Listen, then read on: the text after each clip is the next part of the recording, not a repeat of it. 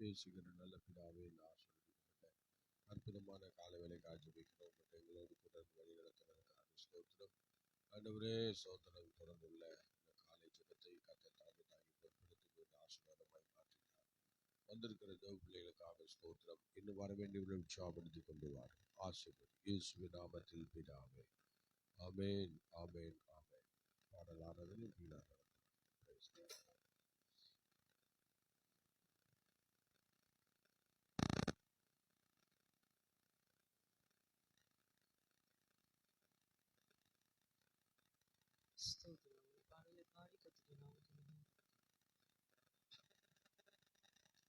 இருக்கரம் தட்டி என்றும் வாழ்த்திடுவோம், ஜீவனுள்ள நாட்கள் எல்லாம் உயர்த்திடுவோம்.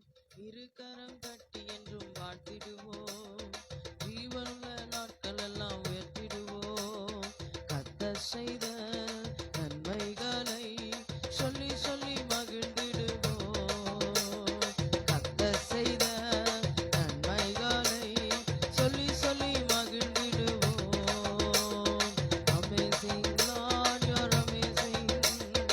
Amazing Lord, you're amazing.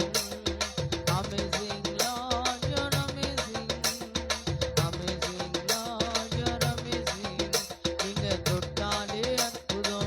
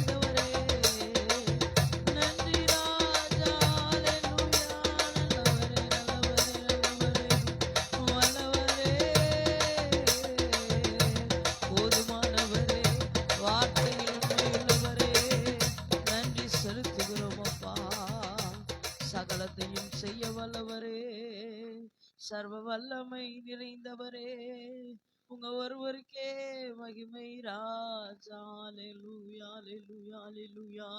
அற்புதங்களின் நாயகனே உமக்கு ஸ்தோத்திரம். நீங்க தொட்டாலே அற்புதம், நீங்க நடந்தாலே அதிசயம், நீங்க பார்த்தாலே போதும் ஐயா. அசாத்தியங்கள் சாத்தியமாகுமே. உங்க பார்வை ஒன்று பட்டாலே போதும் ஆண்டவரே. அல்லேலூயா, அல்லேலூயா. ஆண்டவரே ஸ்தோத்திரமுப்பா. நன்றி ஆண்டவரே. ஆராதிக்கும்படியான கிருபைகளை தந்ததற்காய் ஸ்தோத்திரம். கேட்க போற வார்த்தைகளுக்கு ஆசீர்வாதமாக்கி தாரும். வார்த்தை கொண்டு எங்களோடு இடைப்படுவீராக. இயேசு கிறிஸ்துவின் நாமத்தில் பிதாவே, ஆமென்.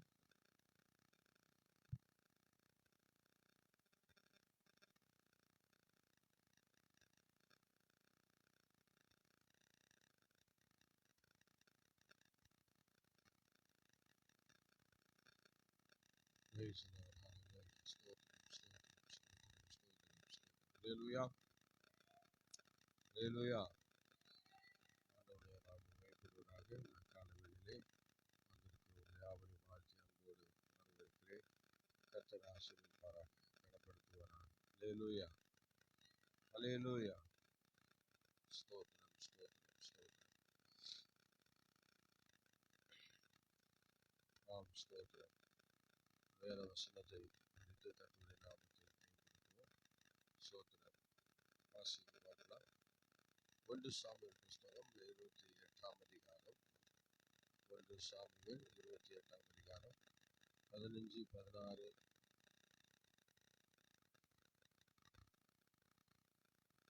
சாமுவேல் சவுலை நோக்கி, நீ என்னை எழும்பி வர பண்ணி என்னை கலைத்தது என்ன என்று கேட்டான்.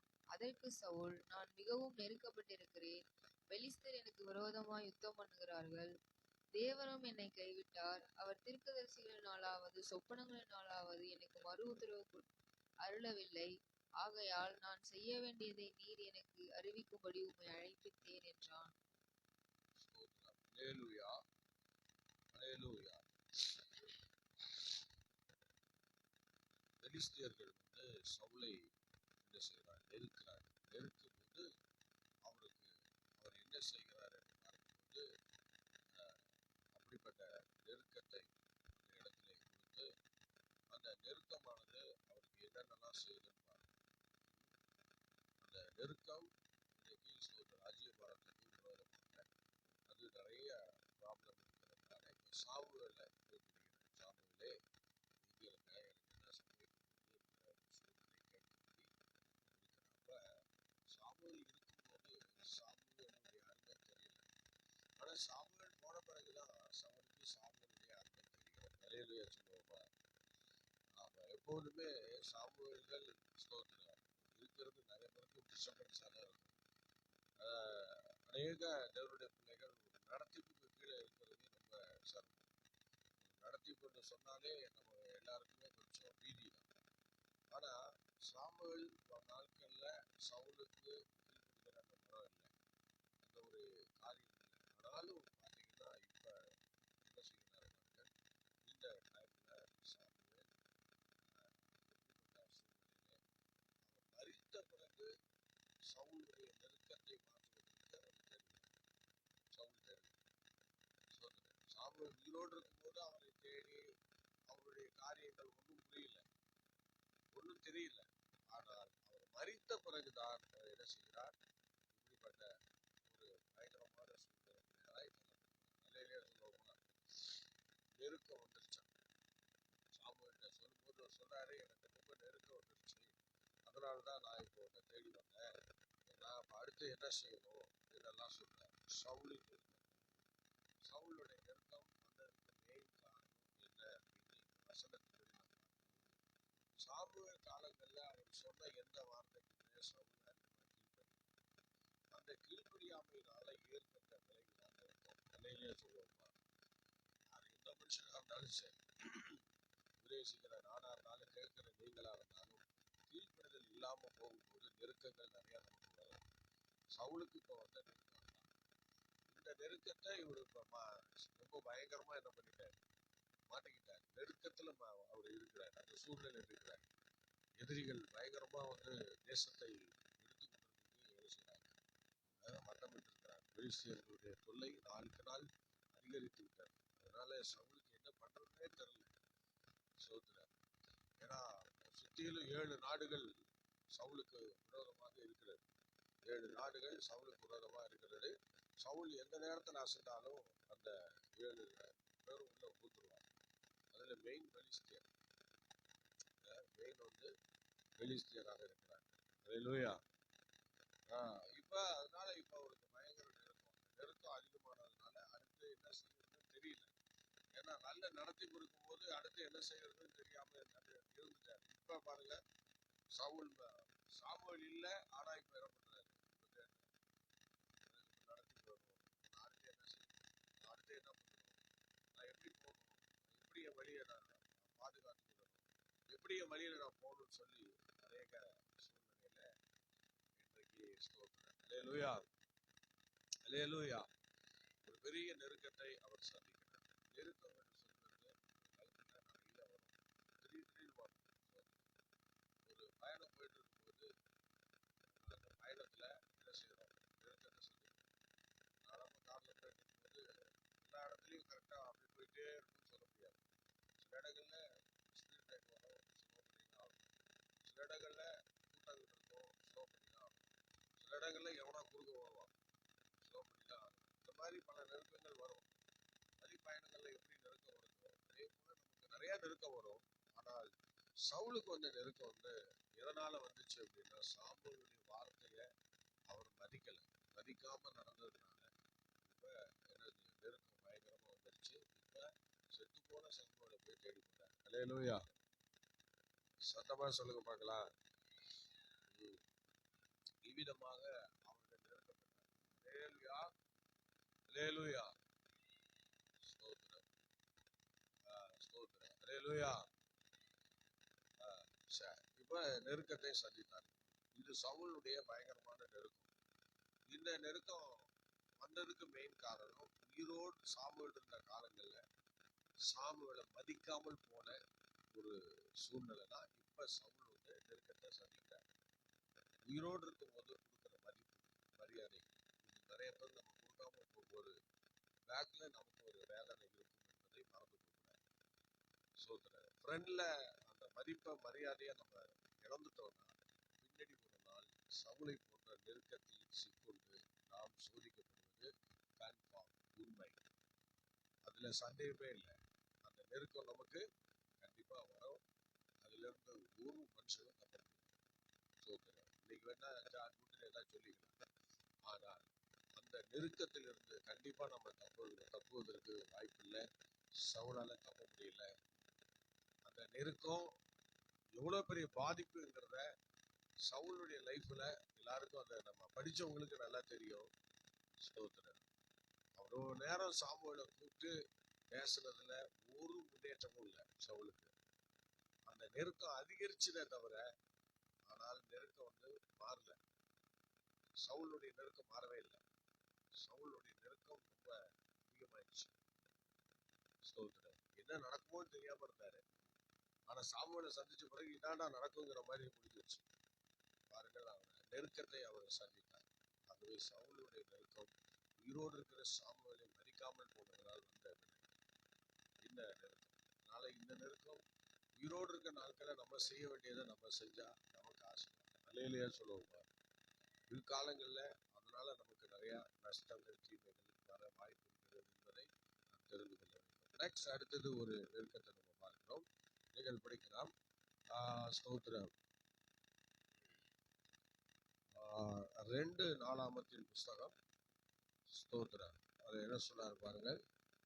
2 நாளாகமம் 33வது அதிகாரம், 33ஆம் அதிகாரத்திலே ஸ்தோத்திரம் ஒரு வசனம் விதமாக 33:12 படிக்க பார்க்கலாம். 33:12. இப்படி அவன் நெருக்கப்பட்டிருக்கையில் தன் தேவனாகிய கர்த்தரை நோக்கி கெஞ்சி தன் பிதாக்களின் தேவனுக்கு முன்பாக மிகவும் தன்னை தாழ்த்தினான். அவரை நோக்கி அவன் விண்ணப்பம் பண்ணி கொண்டிருக்கிற போது அவர் அவனுக்கு கொஞ்சுதலும் அப்பா நீ வாசிப்பா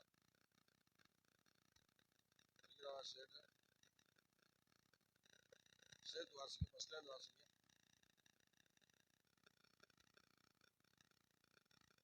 வாசிங்க.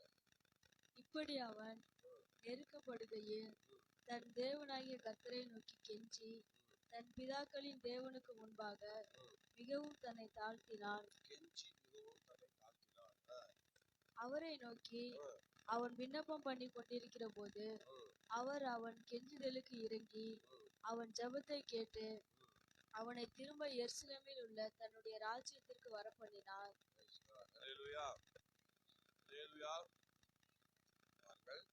உங்களுக்கு வந்து நெருக்கம் இறந்து போன ராஜ்யத்தை திரும்பவும் அந்த இடத்துல அவனுக்கு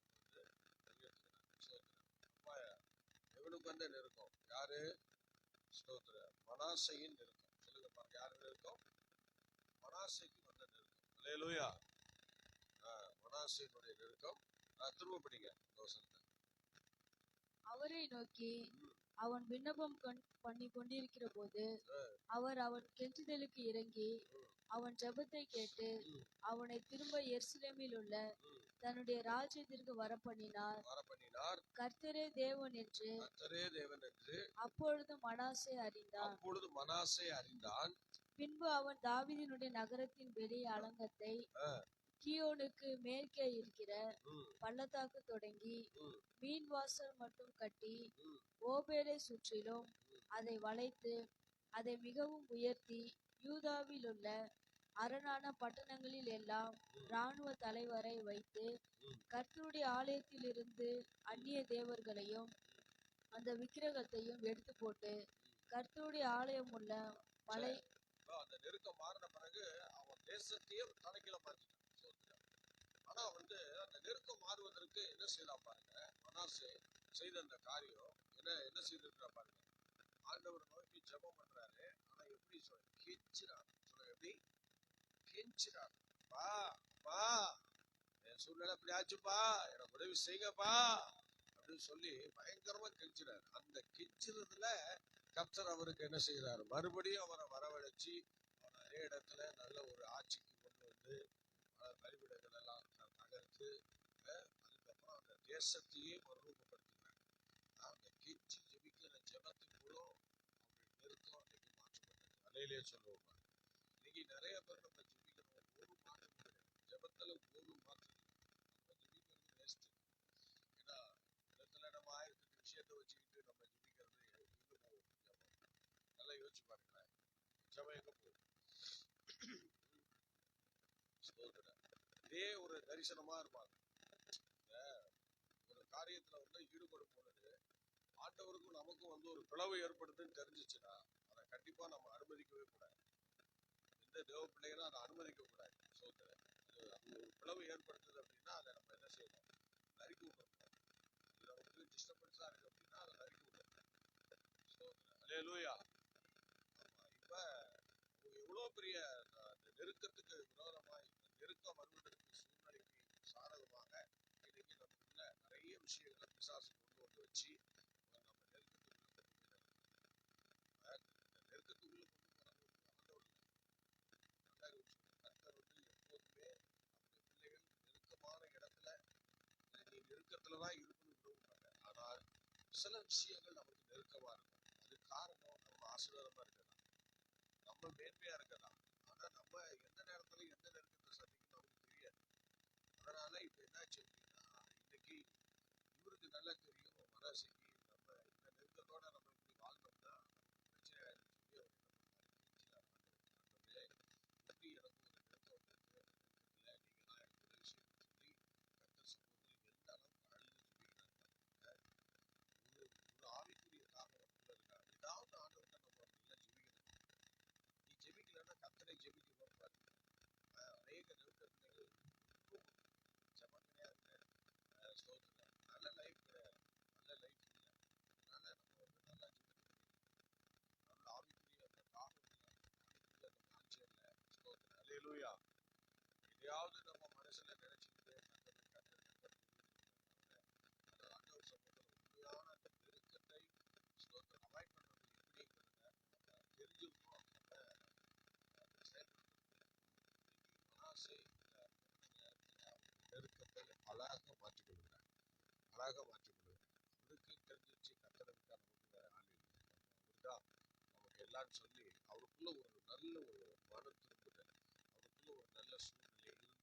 அதனால கர்த்தர் அவர் இறங்கி மறுபடியும் அந்த தேசத்துல அவர் நல்லா வளர்ந்து வர உதவி செய்தார். இருக்கிறவர்களெல்லாம் தகர்க்க கிருபை தந்தார். எல்லா சூழ்நிலையும் அவர் ஒரு நல்ல ஆட்சி பீடத்துல வந்துட்டார், எல்லாருக்கும் முன்மாதிரியாக வந்துட்டார். அலையிலே சொல்லுவோமா, கர்த்தரே அந்த ஜபத்தை கேட்ட நெருக்கத்தை மாற்றினார். இந்த மனாசேனுடைய நெருக்கம் தேசம் முழுவதும் ஒரு பெரிய மாற்றத்தை கொண்டு வந்தது. அதுக்கு அவர் எடுத்துக்கொண்ட முயற்சி கர்த்தரோடு உள்ள நெருக்கம். எப்போது கர்த்தரை நோக்கி பார்க்கிறார், ஆண்டவர் என்னதான் வந்தாலும் கர்த்தரை ஒரு சமூகத்துல கெஞ்சி ஜெபிக்கிற அந்த நல்ல அனுபவம் ஸ்தோத்திரம். ஏன்னா நம்ம என்னதான் நம்ம நீதியா நடந்தாலும் அந்த நீதியை பிசாசு நிறைய பிசாசுகள் எல்லாம் நம்ம ஒவ்வொரு தேவனுடைய பிள்ளைகளையும் சொல்றேன், நெருக்கத்தை சந்திக்காம இருக்கணும்னா நம்ம என்ன செய்யணும், நாம நெருக்கத்தில் இருக்கணும், நாம சில நெருக்கங்கள்ல இருக்கணும்.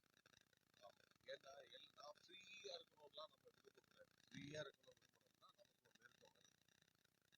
நம்ம எதிர்பாராத ஒரு நெருக்கம் வரும் ஃப்ரீயா இருக்கணும். அதனால நெருக்கத்தை முதலாவது நம்ம அவாய்ட் பண்ணக்கூடாது. நமக்கு இருக்கிற போராட்டத்தை அவாய்ட் பண்ணக்கூடாது. பவுல் தனக்கு இருக்கிற அந்த நெருக்கத்தை என்ன சொல்றாரு, ஆண்டவரை முறையிடுறேன், ஆண்டவரே என்ன மாற்றி கொடுங்க, போட போடா என் திருவோட கோயில போடா அப்படின்னு சொல்லி அனுப்பிவிடுறாரு. மாற்றவே இல்லையே, பவுலுடைய நெருக்கத்தை அவர் மாற்றவே இல்லை, கடைசி வரைக்கும் மாற்றல. பவுல் சாகிற வரைக்கும் அது சாத்தான் வரை கொடுக்காம அவர் முன்னேறி போயிட்டு தான் இருந்துச்சு. அவ்வளோ பயங்கரமாக அவர் நெருக்கத்தில் இருந்ததுனாலதான் எந்த பிசாசும் அவர் நெருக்க முடியல. கர்த்தர் கொடுத்த அந்த நெருக்கம் அவருக்குள்ள இருந்தது. அதனால வேற எந்த நெருக்கமும் அவருக்குள்ள வர முடியல. சோதனை பார்த்தீங்களா, அதனாலதான் அவர் சொல்றாரு, என் கிருபை உனக்கு போதுடா, இந்த நெருக்கத்துல என் கிருபை தான் உன்னை பாதுகாக்கணும், வேற எந்த காரியமும் உனக்கு தேவையில்லை, போயிட்டே இரு. அல்லேலூயா. நினைச்சு பார்த்தாலே ரொம்ப அற்புதமா இருக்கு. கடவுள் ஒவ்வொரு மனுஷனுக்கும் ஒரு நெருக்கத்தை வச்சிருப்பாங்க. அந்த நெருக்கம் எதுக்குன்னா நம்ம வளர்றோம், நம்ம வளர்ச்சிக்கு அடையதான் நமக்கு அந்த நெருக்கம். ஆனா நம்ம குழியில தள்ளலாம் அந்த நெருக்கத்தை கடவுள் அனுமதிக்க மாட்டாரு. நமக்கு ஒரு நெருக்கத்தை வச்சிருக்கிறாருன்னா அது பவுலுடைய வளர்ச்சி. அல்லேலூயா. ஒவ்வொருத்தரும் சில நெருக்கத்தை அவங்களே எடுத்துக்குவாங்க. உதாரணமா யோபு எடுத்துக்கலாம், பிள்ளைகளுக்காக ஒரு நெருக்கத்தை எடுத்துக்கிட்டாரு. என்னது, நாளையில ஒரு பைசா எடுத்துருக்காரு, அதை அவரை கரெக்டா செஞ்சாருப்பாரு, நல்லா அருமையா செஞ்சாரு. காலைதோறும் அவரை தேடுறேன், அவரை தேடி பழி செஞ்சு எப்படியோ என் பிள்ளைங்க பாவம் செஞ்சிருவாங்களோ வந்துருவாங்களோ அவங்க படி அவர் செஞ்சுட்டு தான் இருக்கிறேன். அது அவருக்கு ஒரு நெருக்கம் தான். அது காலைதோறும் பலி செலுத்துறது சாதாரண விஷயமா? அதுவும் பாருங்க, அவங்களோட இலக்கத்தின்படி அவங்களுக்கு தனித்தனி பலி. சோதனை அல்லேலூயா. எவ்வளவு பெரிய சோதனம், பெயருக்கு ஏற்ற மாதிரி அவங்களுக்கு ஏற்ற மாதிரி ஒவ்வொரு பலி செலுத்துறேன். அந்த மாதிரி அந்த பிள்ளைகளுக்காக ரொம்ப ஒரு நெருக்கத்தை சந்திக்கிற அல்லேலூயா சொல்லுவோப்பா. அல்லேலூயா. ஸ்தோத்திரம் ஸ்தோத்திரம். எப்போதுமே இடரெல்லாம் நமக்கு வரும், நிறைய வரும். இருக்கும்தான் இடர், அந்த இடரல் நமக்கு நிறைய வரும். ஆனால் இடரல் வந்தாலும் இடரல் வருவது அவசியம் இல்லை. யார் மூலமா வருது அவனுக்கு ஜீவன் இருக்கிறது. அதனால நம்ம எப்போதுமே நம்ம மற்றவங்களுக்கு இடரலாக சோதனை என்ன செய்கிறாங்க, நெருக்கமாக இருக்கிறாங்க. அல்லேலூயா சொல்லுவோமா. கூடுமான வரைக்கும் நம்ம சோதனை எல்லா இடங்களிலும் நம்ம ஆண்டவருக்கு சாட்சியாக நிலைத்திருக்கணும். அடுத்தவங்களுக்கு டிஸ்டர்பன்ஸா நம்ம இருக்கக்கூடாது. அது நமக்கு ரொம்ப ரொம்ப பாதிப்பானது. அல்லேலூயா சொல்லுங்க. ஆமா, இந்த மனுஷனை பாருங்க, ஸ்தோத்திர மனாசே அவருக்கு வந்த நெருக்கத்தை அவரால் தாங்க முடியாதுன்னா கர்த்தர் சமூகத்துல புலம்பி கொள்றாரு, அள்ளி கொள்றாரு. அப்பா, எனக்கு நீங்க தான் எனக்கு எல்லாம் சொல்லி புலம்பி தந்தாங்க. அதனால ஆண்டவர் அந்த நெருக்கத்தை மாற்றுகிறார். அல்லேலூயா சொல்லுங்களேன். உண்மையிலேயே கடவுள் ஒவ்வொருத்தர் வாழ்க்கையிலேயே ஒரு நெருக்கத்தை வச்சிருக்கிறார். ஆகவே இப்ப நீங்க அடுத்தது நம்ம ஒரு நெருக்கத்தை நம்ம பார்க்கிறோம், வாசிக்க பார்க்கலாம். 1 சாமுவேல் புஸ்தகம் 30ஆம் அதிகாரம் 5-6 வசனம் படிப்பாங்க.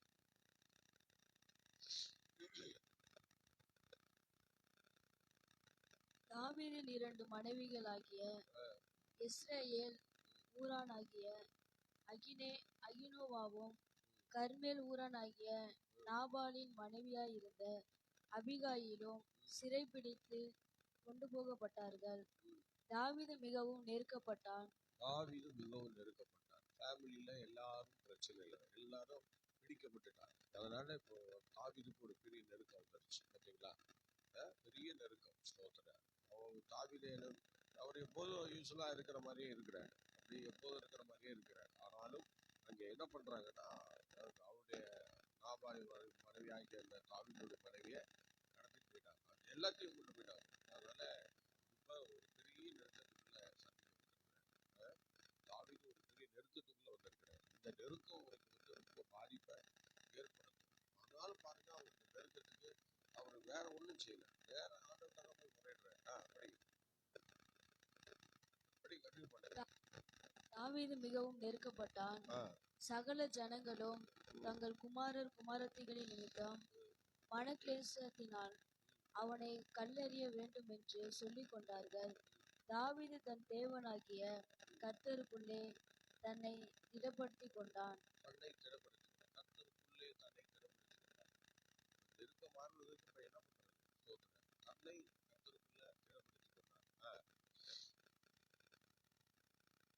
தாவீது அகிமெலேக்கின் குமாரனாகிய அபியத்தார் என்னும் ஆசாரியனை நோக்கி, ஏபோத்தை என்னிடத்தில் கொண்டு வா என்றான்.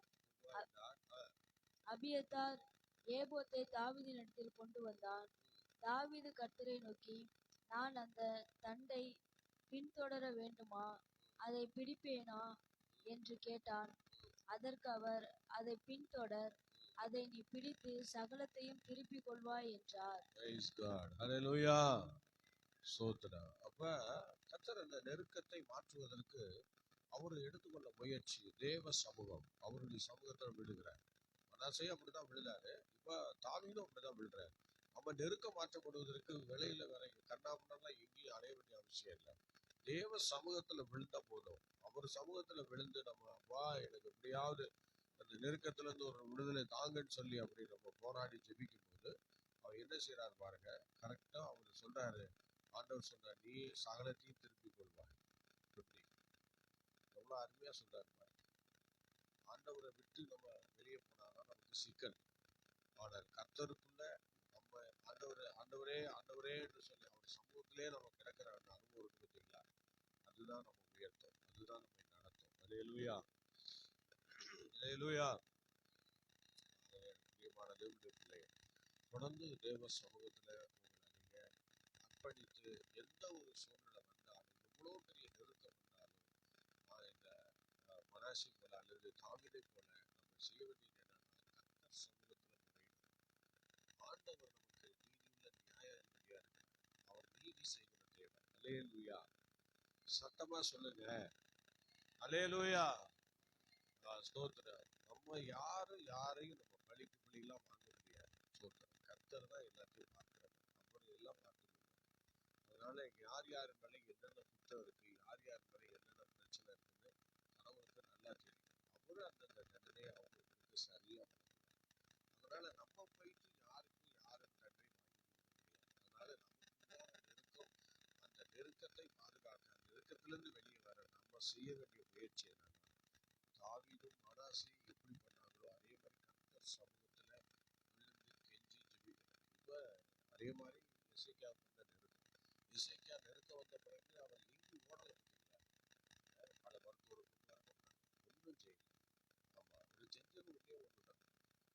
உங்களோட நாட்கள உங்களுக்கு முன்னாடி எவ்வளவு உண்மை மன உத்தரமா நடந்த என்பதை இப்ப நீங்க நினைச்சு பாருங்கன்னு சொன்னாங்க.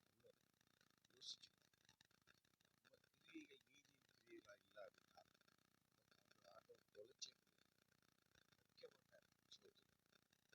அல்லேலூயா. சத்தமா சொல்லுங்களேன், அல்லேலூயா. அதனால நம்ம ஆண்டவருக்கு முன்னாடி நிற்கிறோம், தெளிவு தைரியம் நமக்குள்ள நம்ம அப்படிங்கிறது எந்த சத்துருடைய கிரியைக்கும் நம்ம ஆளாக வேண்டிய அவசியம். இந்த நெருக்கத்தை நீ சந்திக்க வேண்டும். நமக்கு நெருக்கம் எல்லாருக்குமே வைக்கணும், எல்லாருக்கும் நெருக்கம், எல்லாருக்கும் ஒரு விதமான நெருக்கம் இருக்கு. ஆனால் இந்த நெருக்கத்தை நாமே சம்பாதிக்க கூடாது. நாமே சம்பாதிச்சோம்னா அதுல இருந்து வெளியே வர நமக்கு ரொம்ப கஷ்டம். நிறைய இதுல நெருக்கத்துல தெய்வம் கோபம் இருக்கலாம், இல்ல அந்த நெருக்கத்துல ஆண்டவர் சோதனை கைவிட்டுருக்கலாம், அந்த நெருக்கத்துல ஒருவேளை கத்தனை வந்து இறங்கி இருக்கலாம். ஆனால் நிறைய சான்ஸ் இருக்கு. அதனால நமக்கு வருகிற நெருக்கம் வந்து இப்படிப்பட்ட நெருக்கம் வந்து நம்ம கண்டறியும். சோதனை அல்லேலூயா. நெருக்கம் என்று சொல்லுகிறது நாம ஏற்படுத்திக்க கூடாது. சொல்லுங்க, நாம ஏற்படுத்திக்க கூடாது. ஸ்தோத்திரம் அல்லேலூயா. ஆகவே இந்த நெருக்கத்திலிருந்து இவங்கெல்லாம் வெளியே வந்துட்டாங்க. கர்த்தருடைய பிள்ளைகள், இன்னைக்கு ஒவ்வொருவருக்கும் ஒரு நெருக்கம் இருக்கு. நீங்க அந்த நெருக்கத்திலிருந்து நான் இப்படிதான் இருப்பேன் அப்படின்லாம் நம்ம சொல்ல வேண்டாம்.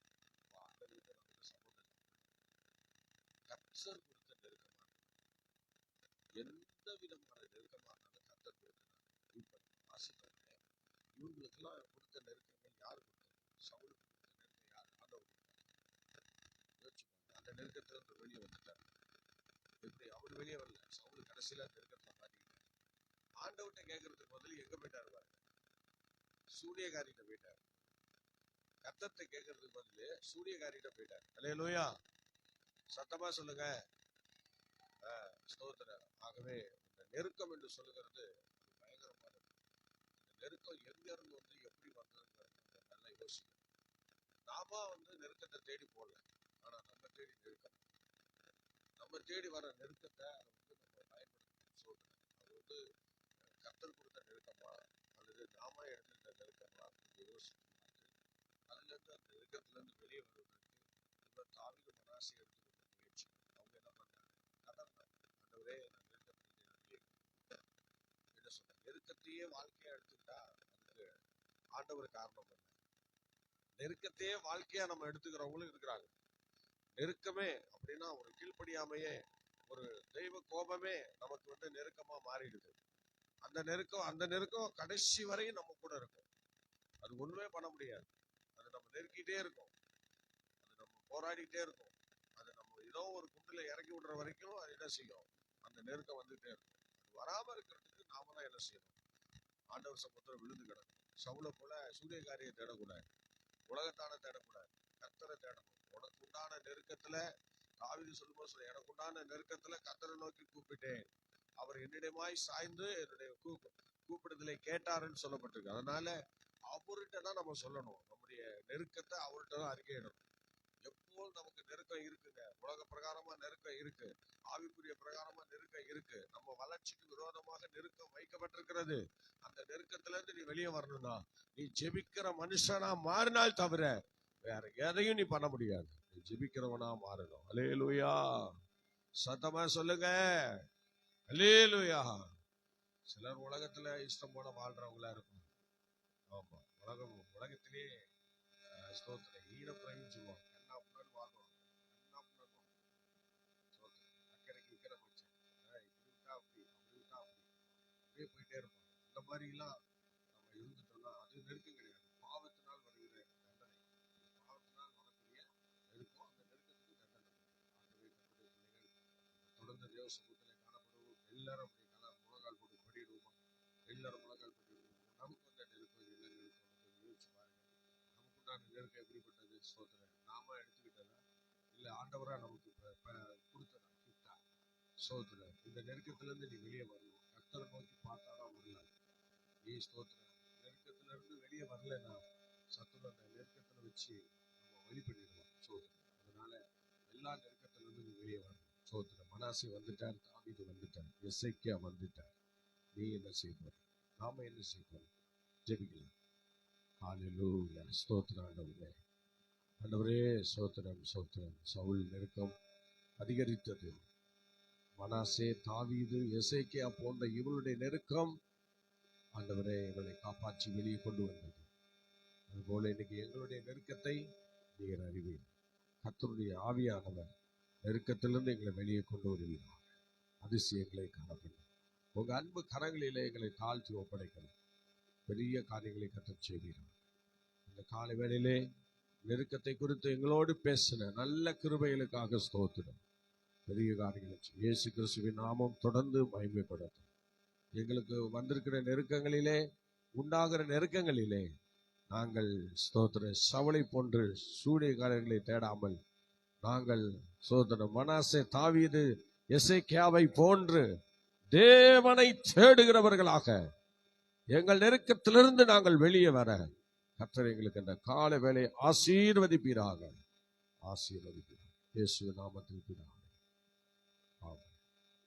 Okay, God bless you. கர்த்தர் உங்களை ஆசீர்வதிப்பாராக. மீண்டும் நாளை காலை 5 மணிக்கு சந்திப்போம். கர்த்தர் உங்களை நடத்துவார். God bless you.